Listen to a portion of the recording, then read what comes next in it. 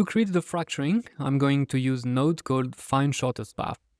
This node requires two inputs. The first input is the surface on which the path will be calculated, and the second input is a set of points that will be used as start and end points for those paths. To generate these points, I start by using a scatter node. First, I scatter a number of points across the surface to serve as the starting point.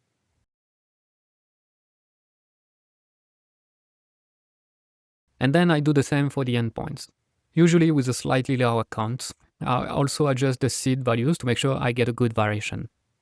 Next, I need to group these points separately.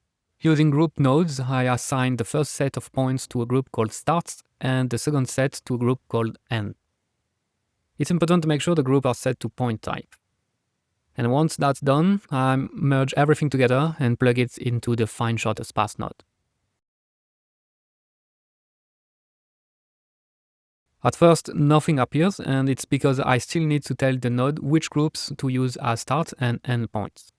After specifying the start and end groups, the paths are generated.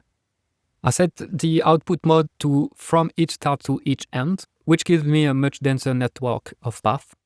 And from there, I can go back and tweak the scatter settings until I get the density and variation I want.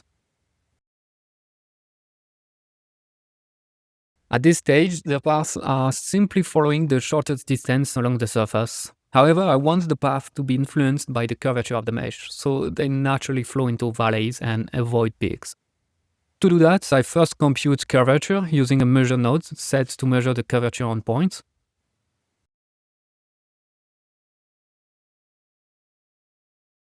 I then remap the curvature's value into a 0 to 1 range, so they are easier to work with, and I adjust the contrast to make the effects stronger. In this setup, the areas highlighted in red represent the regions that the path should avoid. I then plug output into the first shortest path node, and in the path cost tab, I enable path cost attribute and reference the curvature attribute. Now you can see the paths are being attracted toward the valley of the mesh, and by adjusting the width value, I can control how strongly the curvature affects the pathfinding. Next, I want to smooth the paths because right now they are a bit too jagged.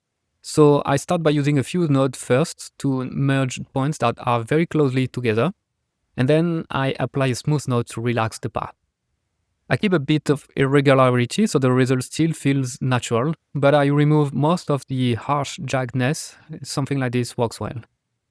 And finally, since we've modified the path positions, I want to make sure they sit perfectly on the surface.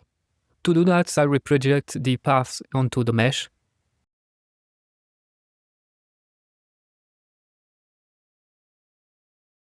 I set the projection methods to minimum distance, which ensures the paths are properly snapped to the surface, not floating above it or intersecting inside the mesh. And that's it, the paths are now correctly calculated and ready to be used for fracturing.